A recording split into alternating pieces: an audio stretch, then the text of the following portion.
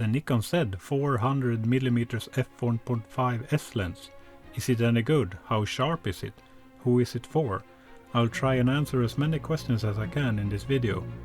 One thing I know for sure, it performs really great in wildlife and landscape photography.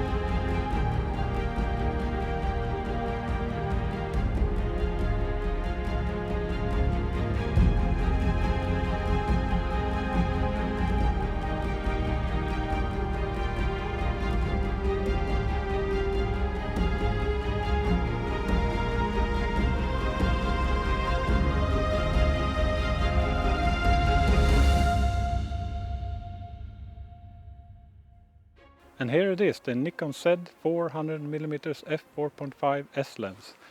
Hi everyone, welcome to my channel. My name is Thomas Rask and I'm a landscape and wildlife photographer from Sweden. This channel is mostly about on-location type of videos where you get to follow me on my photography adventures when I do wildlife and landscape. But every now and then I want to make a review of a lens or a camera. And it was actually over a year ago I did that, so yeah, it's time to make a new review of this lens. It's a 400mm lens and I'm really excited about this because I love this lens. So yeah, let's get into the review. So what is the most common question you guys might have about this lens? I'm guessing it is, how sharp is it? And to find out, I put it on a tripod at home indoors and I photographed a very small object with small numbers and thin lines close together. And I put it in the center and the extreme corner and the extreme edge. And I tried at wide open, f4.5, and I even stopped down to f8 to kind of compare those apertures. And what did I find out? Here are the results. Okay, so this is wide open at f4.5, very sharp in the center. Same goes for the edge. Here's the corner. I can honestly say that I can't see any degradation in sharpness in the corner. Here are the shots zoomed in, and stopping down to f8 doesn't improve the overall sharpness. Just fantastic performance across the frame, wide open. Another thing that's interesting to know about this lens is how well it controls aberrations like chromatic aberration or distortion. And I'm gonna have to say the same thing I said about the Z 70-200 lens when I did that review. It handles those aberrations so good. It's not, I don't have to talk about it. I've looked through all of my images that I've taken with this lens and I couldn't find a single image where I had corrected for any aberrations. So don't worry about that. This lens is really good when it comes to correcting all sorts of aberrations or distortions. Just trust the lens. And this lens has a 95mm filter thread. And I really like that because you could easily use, let's say, a UV filter as a protection. If you drop it on the ground, it protects the front element. And usually with this, well, this isn't a big telephoto lens, but usually with telephoto lenses you have a really bulky and big lens hood. And you use that as a protection. But I'm not a big fan of those big bulky lens hoods, so instead I use a filter as protection. And you could easily use a circular polarizing filter if you want to get rid of, let's say, glare or unwanted reflections. And if you plan to do a lot of video with this lens as I do, you could use a variable ND filter. You could use any type of ND filter, but I use a variable ND filter for video. And if you do plan to use this lens a lot for video recording, you might also consider focus breathing. And I'm struggling to find something negative to say about this lens because, well, it's so good in optical performance and everything, but in the aspect of focus breathing, it's actually a little bit worse. But it's only visible if you go from very near focus to far focus. But if you use a good technique because of the short depth of field of a 400mm lens. You only have to adjust a little bit to get it in focus. And if you just use that little bit of focus adjustment, you don't even notice the breathing, so it's not that bad of a thing. And out of nowhere it started to rain, and that's a perfect opportunity to talk a little bit about weather sealing. And I've used this so many times out in snowfall and rainfall. And do I look worried right now? No, I don't. I trust this weather sealing. It's not waterproof, but it can handle quite a lot of rain. And I've also shot at minus 17 degrees Celsius, so it can handle the cold as well really well. There's one more thing that I really like about this lens, except its optical performance, and that is its size and weight. It's no bigger than this one, the 70-200 zoom lens, and it's actually lighter than this as well. This is a 1.4 kilos lens, and this is a 1.2 kilos lens, roughly 2.6 pounds. And I mostly do landscape photography, but I take every opportunity that I get to take pictures and videos of wildlife. And up until I bought this lens, I only used this lens for that purpose.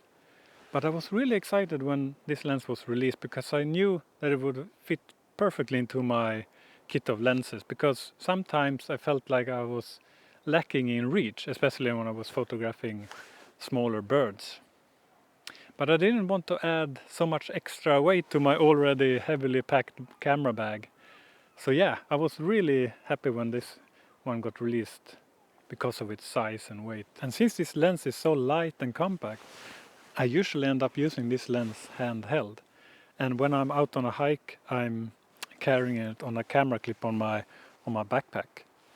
And I've taken a few video clips of birds that I've seen just now. Some with image stabilization turned on and some off, just so you can see the difference and how good the stabilization really is.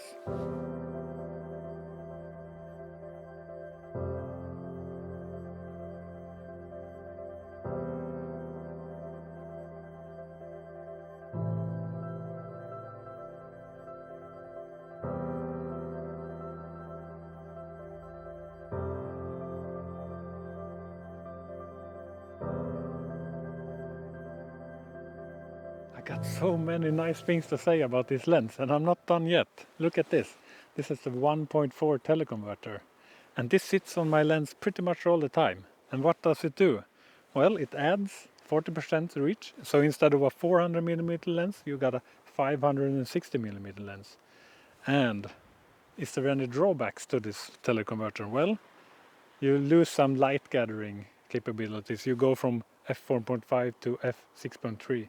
It's not that much. It's still very usable for wildlife. And more importantly, do you lose any sharpness? Well, to find out, I did the same test as I did at 400mm, and here are the results. In this test I will show you the zoomed in shots right away. And here is a comparison between the two focal lengths. The 400mm shots is more zoomed in to compensate for the difference in focal length, so the resolution is a bit lower in the 400mm shots. And to my eyes, the 400 and the 560mm shots looks the same when it comes to sharpness. Maybe I did this test in the wrong way, but nonetheless you get a good sense of how good this lens really performs, even with the 1.4 teleconverter. So, is this lens the right choice for you? That's the last thing that I want to talk about in this video, because there's actually a lot of options when it comes to telephoto lenses and the Nikon Z system. But first I want to show you some sample images of both landscape and wildlife. Yeah, landscape as well, because I've actually had some success with landscape photography and this lens.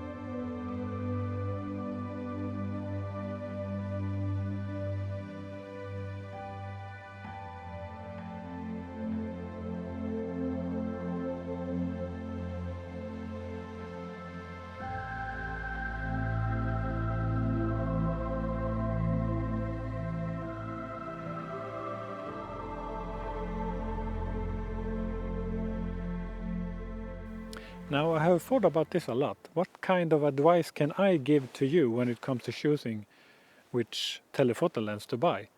And I can't come up with an answer because it's up to you. Of course it's up to you. I don't know your needs. I don't know how much money you're willing to spend. But what I can say is you have to gather all the information that you can. Look at all the reviews of all the lenses. Because do you really need those really big f2.8 telephoto lenses? Is the image quality 5 times better? Because that's how much more they cost. And the answer is maybe not.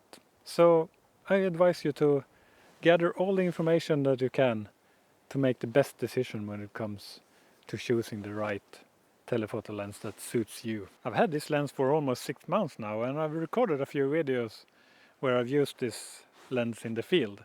So I will leave a link down below to those videos. And those are more of the normal type of videos that I do, which is on location type of videos when I do landscape and wildlife. And if you like the content of this video, be sure to give it a thumbs up. I'm really happy and grateful for your support.